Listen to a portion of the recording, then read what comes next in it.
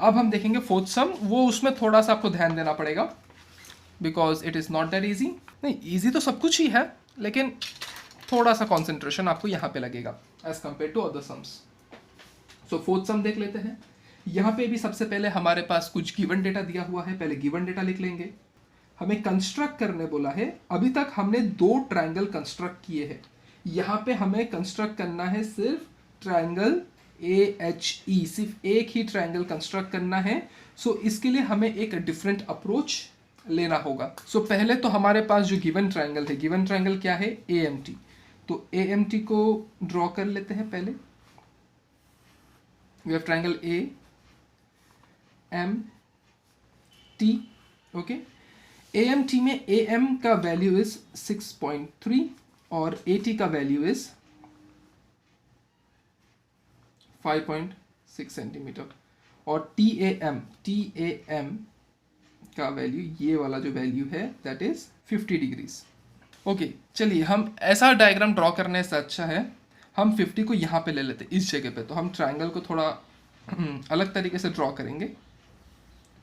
हम ए को नीचे ले लेते हैं, नहीं तो ये थोड़ा सा मुश्किल हो जाएगा। ये करना भी उतना डिफिकल्ट नहीं है, आप ये भी कर सकते हो, बट हम सिंपल करेंगे अपने काम को।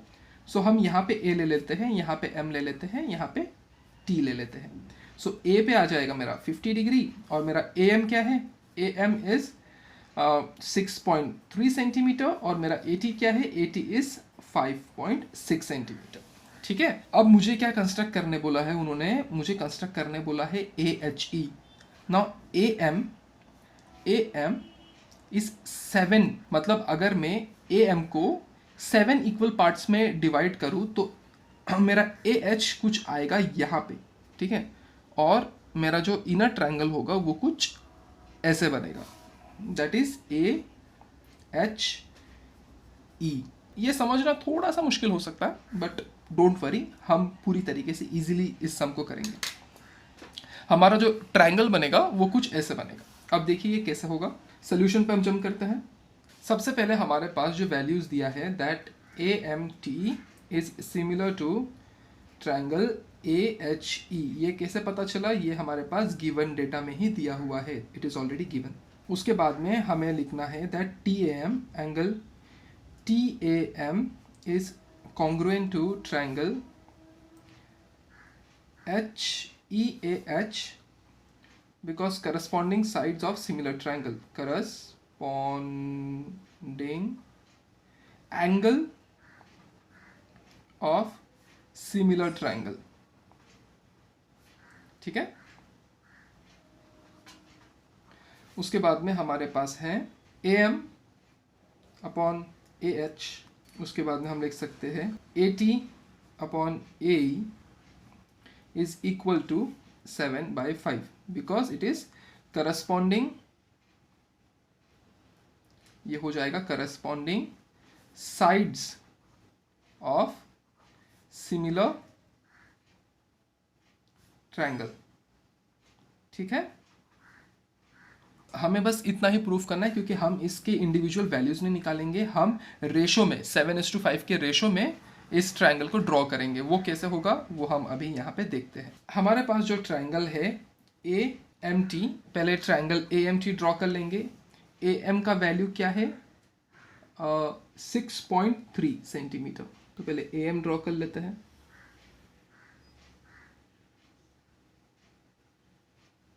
सिक्स 3 सेंटीमीटर, ठीक है। फिर यहाँ पे 50 डिग्री है, ATM इज 50 डिग्री, तो पहले वो भी देख लेते हैं, 50 डिग्री। सो इस पॉइंट से ड्रॉ कर लीजिए आपको 50 डिग्री, और उसके बाद में AT का value is 5.6 centimetre. So scale पे 5.6 लेना होगा, ओके। ये हमारा आ गया 5.6। इस पॉइंट को हमारे इस पॉइंट से जोड़ दीजिए, ये हो गया हमारा ट्रायंगल AMT। सारे वैल्यूज लिख लीजिए, this is 6.3 centimetre, this is 5.6 centimetre, और एंगल A इज 50 डिग्री। अब देखिए मुझे क्या ड्रॉ करना है, एंगल ए एच ई को कंस्ट्रक्ट करने बोला है, ठीक है। I have to construct angle A H E. So A H E को मैं कंस्ट्रक्ट कैसे करूंगा, आप कोई भी एक एंगल ले सकते हैं, लेकिन वो ऑब्ट्यूज एंगल नहीं होना चाहिए, मतलब वो इस डायरेक्शन में नहीं होना चाहिए, ऑब्ट्यूज नहीं होना चाहिए, 90 से ज़्यादा नहीं होना चाहिए, 90 से कम होना चाहिए। कोई भी एक लाइन आप ड्रॉ कर लीजिए जो 90 से कम होगा, ठीक है। मैंने एक रैंडम सा एक लाइन ड्रॉ कर लिया जो कि मेरा एक्यूट एंगल है, ओके, जो कि 90 से कम है। राउंडर ले लीजिए, कोई भी एक छोटा सा साइज, ज़्यादा बड़ा साइज नहीं लेना है, एक छोटा सा साइज मैंने ले लिया। अब मुझे क्या करना है, मैंने इस पे पॉइंट रखा, ए पे पॉइंट रखा, और फिर मैंने एक छोटा सा आर्क ड्रॉ किया, ठीक है, एक छोटा सा आर्क ड्रॉ किया। ऐसे ही मुझे 7 आर्क्स ड्रॉ करने हैं, उसी पॉइंट पे रखेंगे, आर्क को आगे बनाएंगे। अब वो दूसरे पॉइंट पे रखेंगे, आर्क को आगे बढ़ाएंगे, ये 3 हो गया, this is 4, this is 5, 6 and this is 7। I hope आप सभी को समझ में आ रहा होगा। ये अगर आपको समझ में आ गया तो आप देखिए ये तो और भी सिंपल हो जाएगा आपके लिए समझना। थोड़ा सा राउंडर के साइज को बड़ा करिए, ठीक है। अब लास्ट पॉइंट पे, क्योंकि 1 2 3 4 5 6 7, तो 7th पॉइंट पे मैंने रखा और मैंने एक आर्क, एक बड़ा आर्क ड्रॉ कर लिया, ठीक है। अब जहाँ पे इस लाइन पे, जिस पॉइंट पे मेरा आर्क इंटरसेप्ट हो रहा है, मैंने उस पॉइंट पे मेरे राउंडर को रखा और मैंने आर्क को इंटरसेक्ट कर दिया, ठीक है। अब जहाँ से मेरा आर्क इंटरसेक्ट हुआ है वहाँ से मुझे एम के लिए एक सीधा लाइन ड्रॉ कर लेना है, जहाँ पे मेरे तीनों पॉइंट इंटरसेप्ट हो रहे हो, ये पॉइंट और ये पॉइंट, ठीक है। अब मैंने ये आर्क ड्रॉ कर लिया।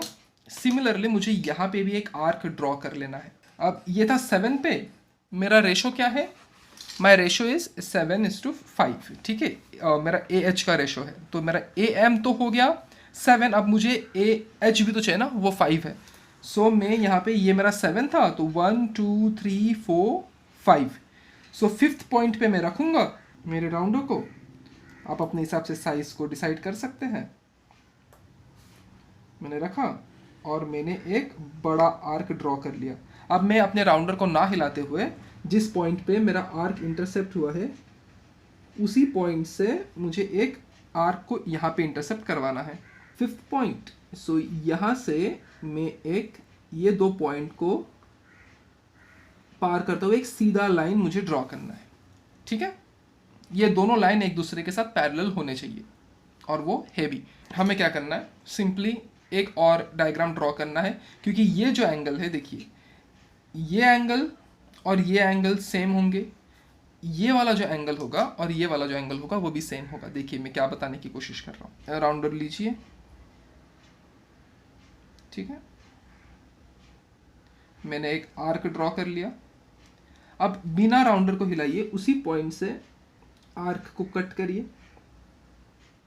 आप देख रहे एमटी एक परफेक्ट लाइन से पास हो रहा है, हमें बस वही करना है। राउंडर लीजिए, एक बड़ा आर्क ड्रॉ करिए, कर लिया आपने ड्रॉ। अब जिस पॉइंट पे इंटरसेप्ट हुआ उस पॉइंट पे रखिए आपके राउंडर को और उसके बाद में एक लाइन ड्रॉ करिए। अब यहाँ पे क्या करना है, इस पॉइंट और इस पॉइंट को आपको इंटरसेप्ट करना है और ये एक लाइन ड्रॉ कर लेना है 2 पॉइंट से पास होते हुए। अब ये वाला जो एंगल है that is equal to this angle. अब मेरे पास अगर आप देखें तो ये हो गया ए एच ई। मैंने ए एच का रेशो नहीं, मैंने ए एच का कोई वैल्यू नहीं निकाला, लेकिन with the help of graph plotting मैंने डिग्रीज के हिसाब से मैंने यहाँ पे ए H E, triangle A H E को कंस्ट्रक्ट कर लिया।